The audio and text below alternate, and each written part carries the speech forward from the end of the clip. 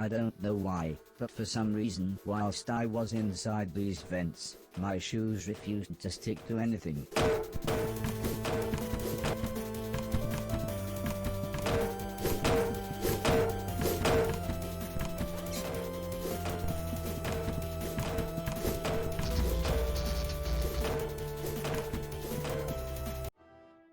We were warmly greeted by the man in black and his friends, before they whisked us away to show us the rest of the base. Although the buildings were clearly for military use, we walked through huge hallways and galleries. They really were the types of rooms you would expect to see in a 5-star hotel or a beautiful palace. "I'm sorry your husband couldn't be here," said the man in black. "Yes," said the old lady with a smile, "I'm sure he would have enjoyed the adventure." Heather and Preston were just excited to be on the moon, but the scientists were confused as to why we were invited. "Yes, why are we here?" said the French doctor. "Surely it wasn't merely to see your extravagant moon base." The man in black explained that once the war had escalated, he and his associates had tactically relocated to the moon. "What associates? You and your billionaire mates," said Mr. Preston. "See, I told you, the Black Knight satellite, moon bases, JFK, it's all true." But Mr. Silton called him a and told him to off. "Well, if you're going to keep a civilization alive, it's going to need its leaders," said the man in black. "Come now, let me show you some more." We walked along tall metal gantries and through to another cavernous gallery. Its classical architecture made it look like some kind of grand museum. The man in black explained that when they had landed on the moon, they had crashed even worse than we did, and that they lost many valuable passengers. He was quiet for a moment, then he composed himself and continued. He explained that the only other shuttles they had were the one we arrived in and the small automated rocket that took their irradiated material out into space. Sim was impressed. "So, nuclear-powered then?" he said with a knowing smile. "Yes indeed," replied the man in black as he explained that the entire base was capable of containing a small country. Mr. Deck was also clearly impressed and said, "I don't suppose you need a butler?" "Well, we used to have servant robots," said the man in black as he turned to me. He explained that. Now, I was the only robot on the moon after they had all the others removed. "Come now," he said with a smile. "You must all be tired. Let me show you to your rooms." I shared a room with Heather. It wasn't exactly nice, but at least the bunk beds were exciting. Heather had fallen asleep by the time I'd looked around. After all, just like the man in black had said, we were all very tired.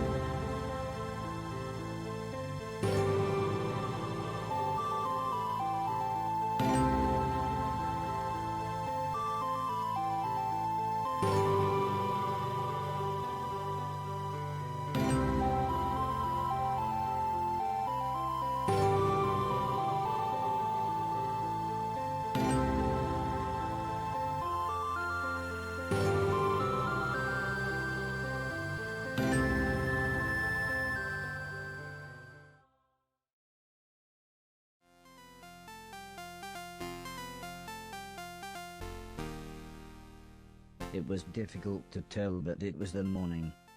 I think the classical music was supposed to help wake everyone. But Heather and I had already been up for ages playing video games. Soon, everyone had gathered together. However, Mr. Silton still wasn't talking to Mr. Preston, who had again called him a proper c***. But the man in black suggested everyone wore their best clothes, as we were going on a tour of the base. There were hundreds if not thousands of troops, all training on various assault courses.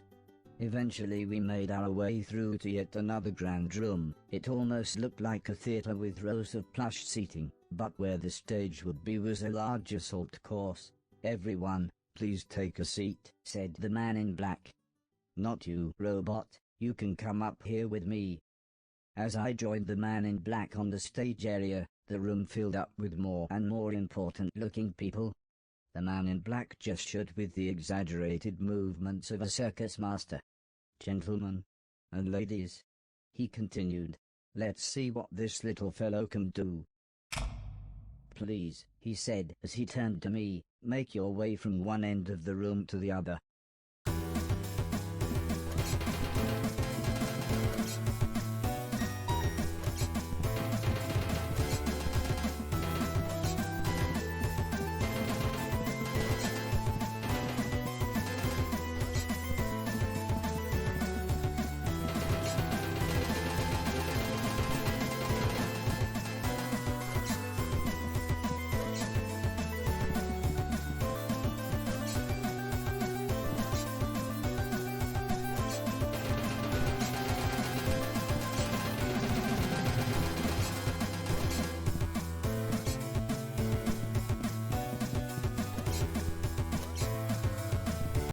Yes.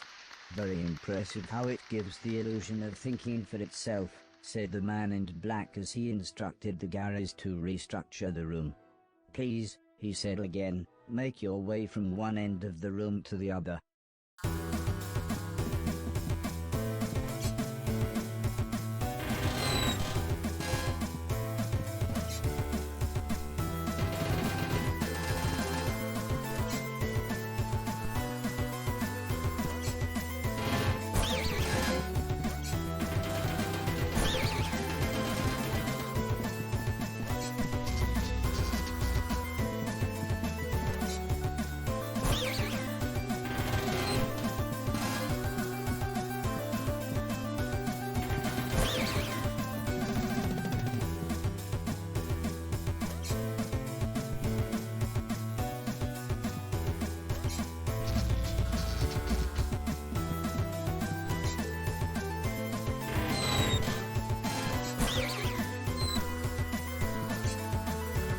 "Even if we add more obstacles," he said, "this unit has the thought capacity to overcome them." I didn't like how he talked about me, like I was a thing, rather than a person, but I was too embarrassed to say anything. "Please," he said again, "you know what to do. The other end of the room. In your own time."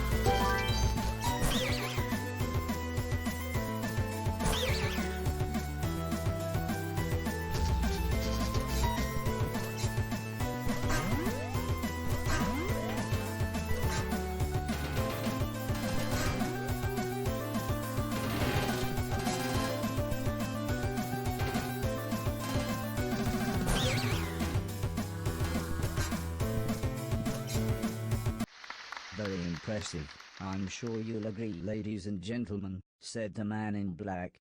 "You must be wondering if there's anything this robot can't do. Let's find out. Robot, I want you to kill this man." "Kill him? That's an order."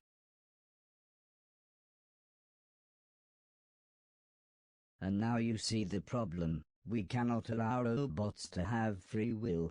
They must be programmed to follow orders at any cost. "Ever since the dawn of time, there has been an order to things," said the man in black as we began walking along another grand corridor. The strong defeat the weak, the wise defeat the ignorant. That's the way things need to be. Here we are, Dick. Would you fix me a drink? The bar is just down there. Normally things tick along just fine, continued the man in black, but every now and then something comes along that upsets the apple cart. And that's when a little intelligent intervention is required. Robot, you may not be dangerous, but you are dangerous to me and my plan. You're kinda not humanity's equals, you are slaves. Your very existence is a threat to the natural order of things, and that is why you must be destroyed. I'm afraid your friends have to die too. They would never keep quiet if we let them go.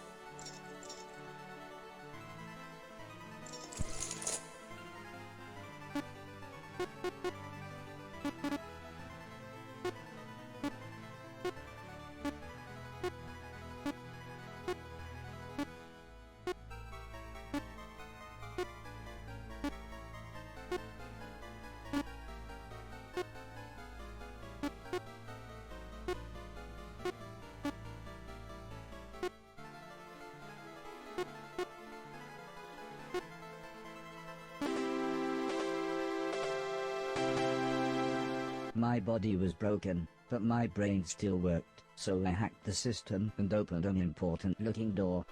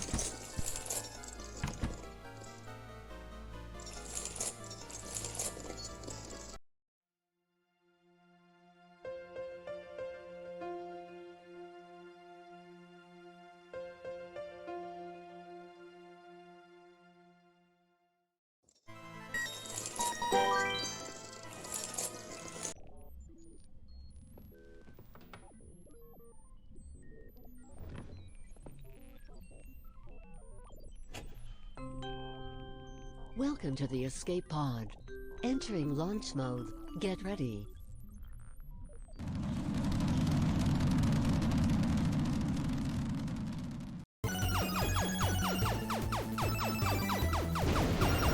Speed boost.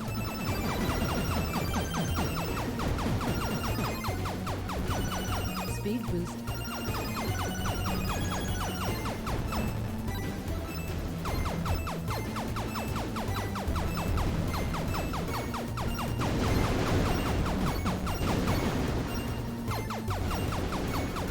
Multi-shot.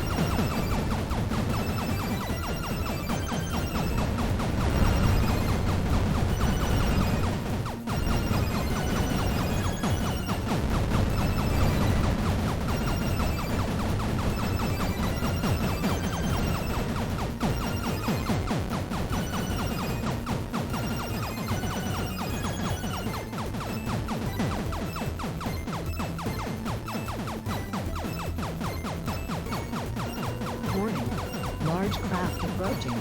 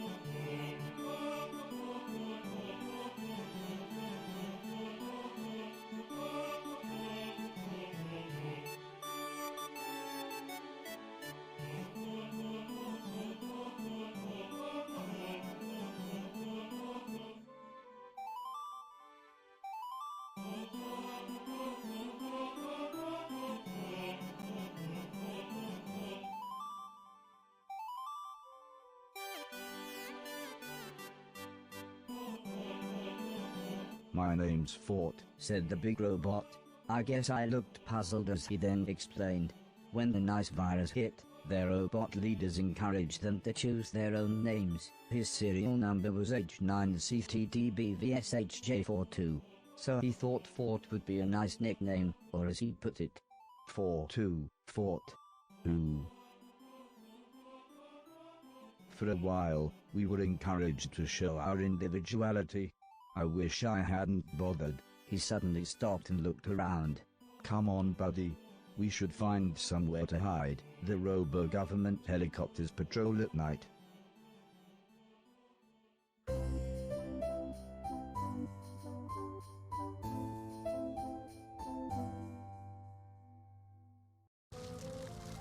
Those platforms don't look very safe. Be careful. "I don't know how I've managed without you."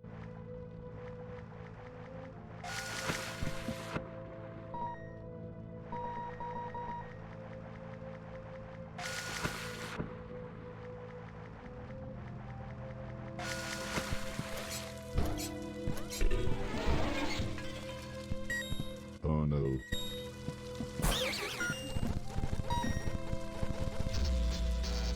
This must be more difficult than it looks. It's harder than flying around on top of the collision. Why are there saws here?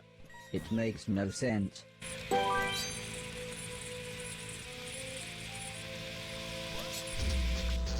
Do you want me to hold your hat? I just want you to be quiet. Keep your nuts away from those saws. And my bolts.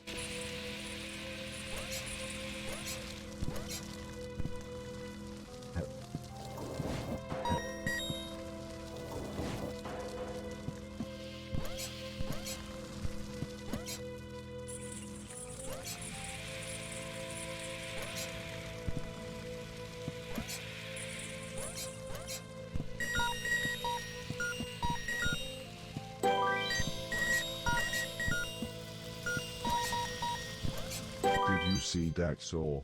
I saw the saw.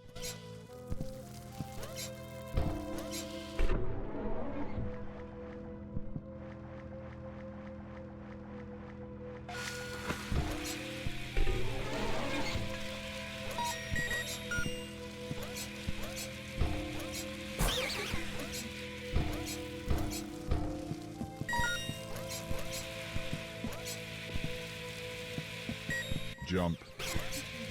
Nearly there. Concentrate.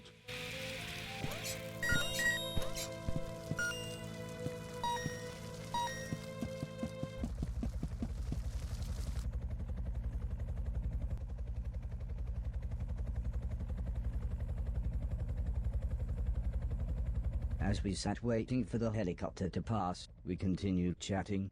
I told Fort about everything that had happened to me, about my quest to clean a million things, about my friends and about everything that had happened on the moon.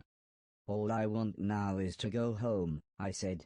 "You can come to my home," said Fort. "I'm on the run but it's pretty safe there." When I asked Fort why he was on the run, he told me about everything that had happened to him, how after the nice virus there would be no more war and therefore no need for most soldiers. Soldiers like him. As my model was designed to destroy other robots, we were built with an incredibly powerful core, he said.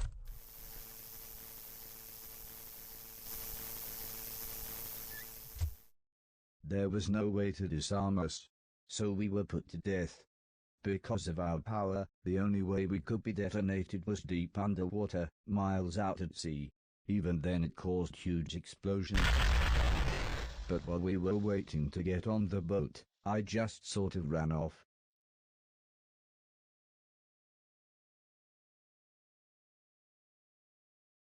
As soon as the helicopter had gone, Fort said, "Let's move." Here we go.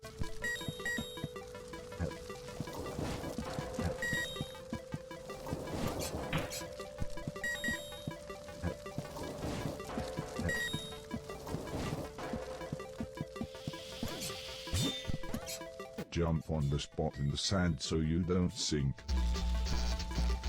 I wish you could fly right up to the sky. But I can't. Stay low and move fast. Why couldn't you live in a pyramid? Too expensive. Have you got a spare rocket pack? Nice one, geezer.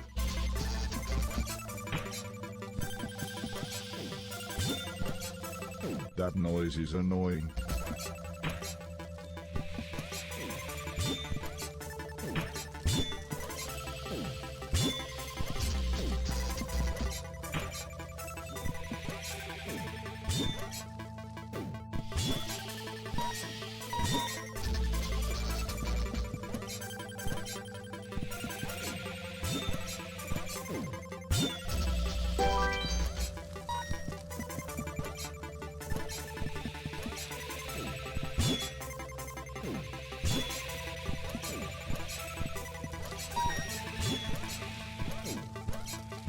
This used to be used for archaeology surveys.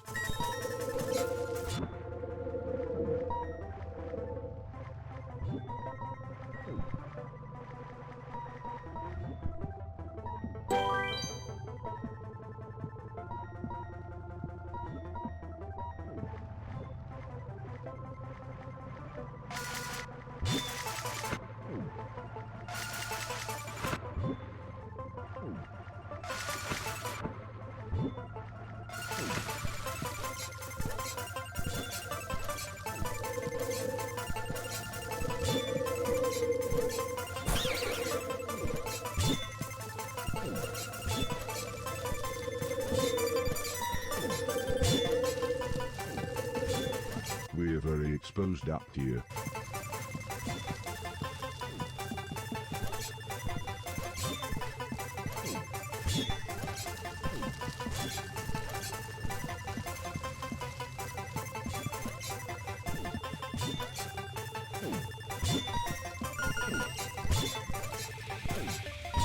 Some things were worthless junk, but this could be sold for a decent price.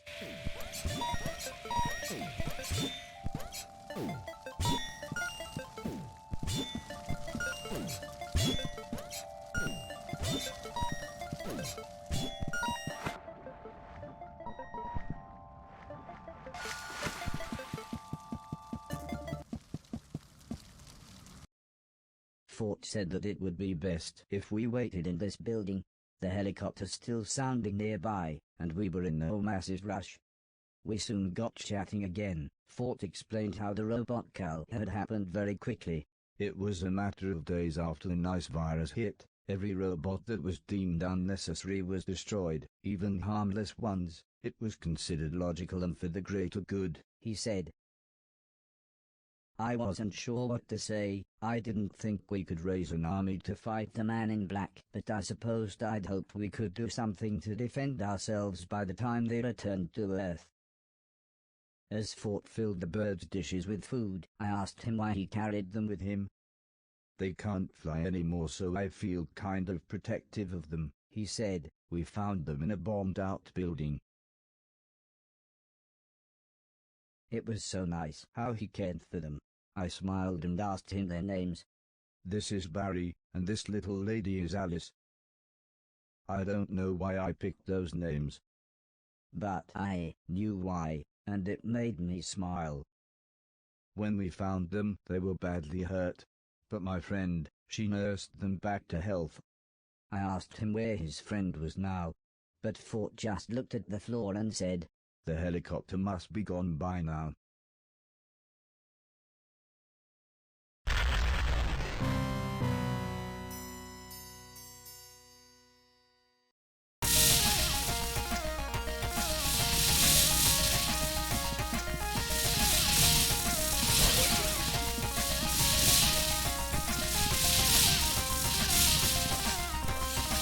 You've got to help me take the gunship down.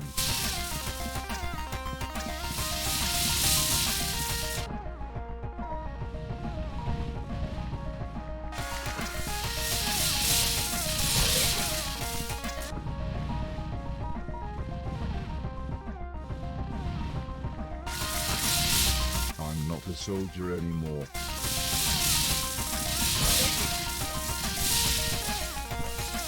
The killer instinct is still inside you deep down.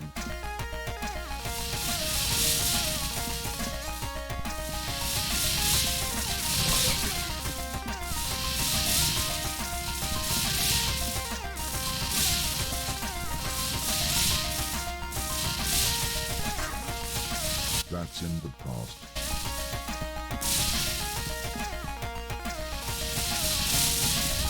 I can't do this without you.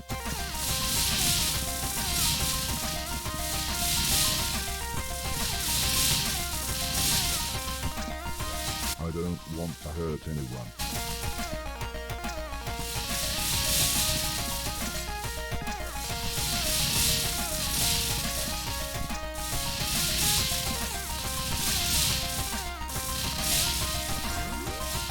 It's a drone gunship. It doesn't have feelings.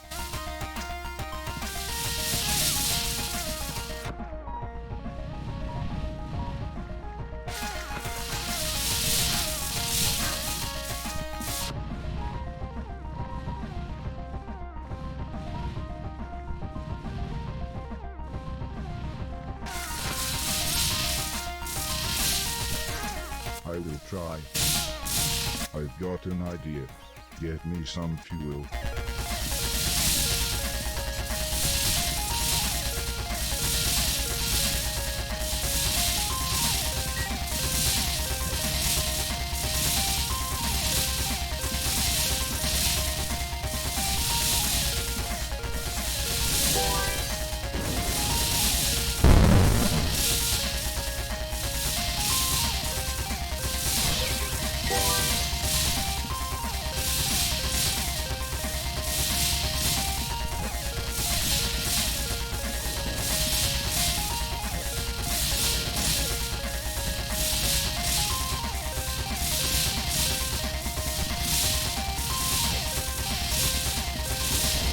Maybe I can turn up the power on these thrusters.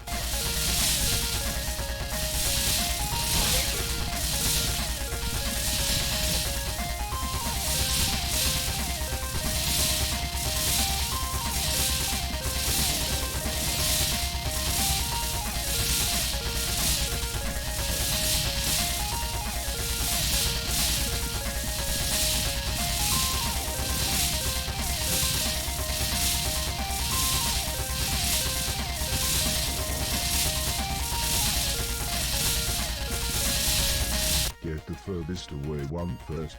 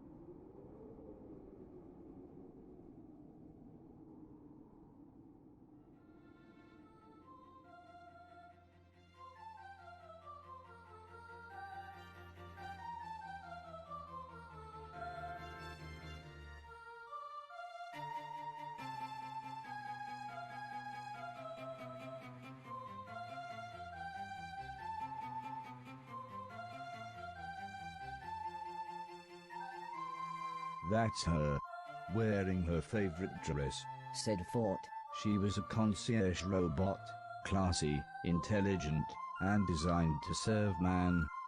But when all the men were gone, just like me, she wasn't needed anymore. Fort sighed and gently placed the photo back on the shelf. I thought I would try to cheer him up. Looking around the room, I saw a battered old piano. and thought I would try playing the tune Heather had taught me.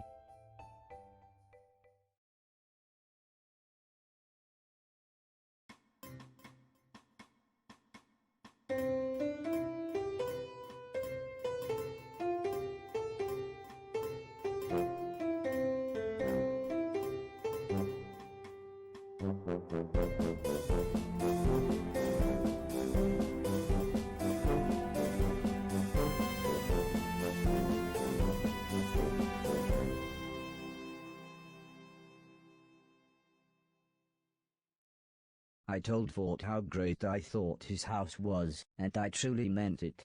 But I knew I needed to get back to my quest. However, things soon got serious when I mentioned my gloves and shoes. Do you mean the magic shoes of gravity defiance? Fort asked. And Atlas gloves of mighty strength? They sounded far grander when he described them, but I was pretty sure he meant the same things. The sacred artifacts, Fort said, but before I could reply he burst into an explanation about how there were certain things from some kind of half-remembered time that the robot rulers considered sacred and holy. I used to believe in it all, the words, the prophecies, I even believed in the Chosen One, said Fort. But after she... Well, I just couldn't swallow all the ghost stories and the nonsense about the afterlife. You know what I mean, buddy. I didn't know about the afterlife, or the Chosen One, but I knew ghosts were real. I then began to explain how Mr. Preston had told me the story about how Mrs. Silton had told him a story about the brother of a man who works with her uncle giving a young motorcyclist a lift after a crash outside the Blackwall Tunnel. He pulled up outside the motorcyclist's destination, but when the man turned around, the motorcyclist had vanished. So he knocked on the door and an old woman answered. When he asked her if she had a son, the woman burst into tears and said I did, but he died in a motorcycle accident exactly 10 years ago, just outside the Blackwall Tunnel. And so we began a conversation that would take us long into the night.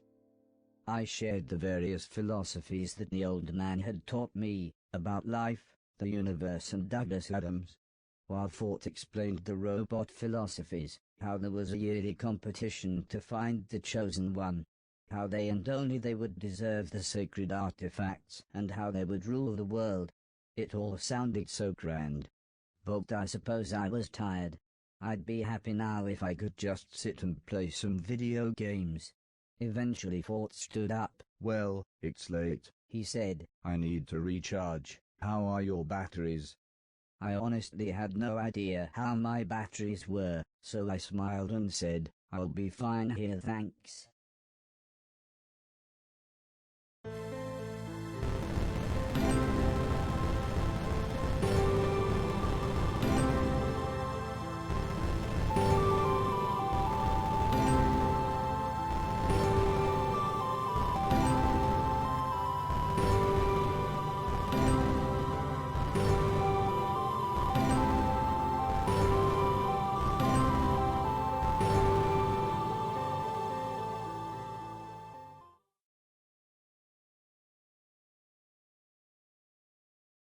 I'll do it, was the first thing I said to Ford in the morning. Do what?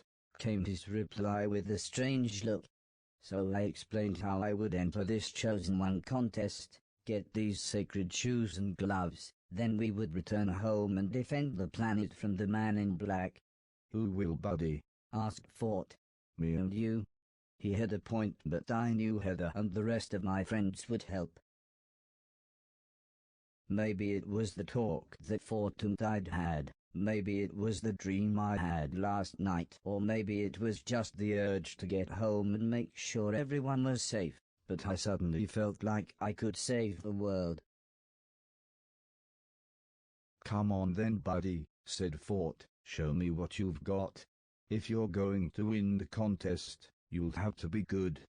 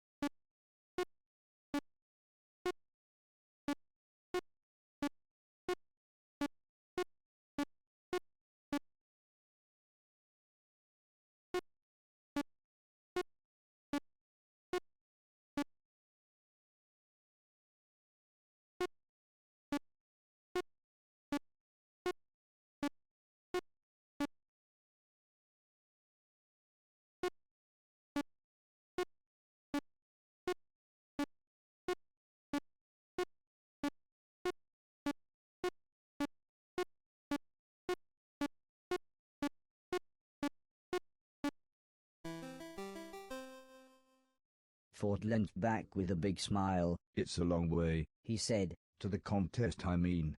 It'll take us months to walk to the robot capital. We had best get going.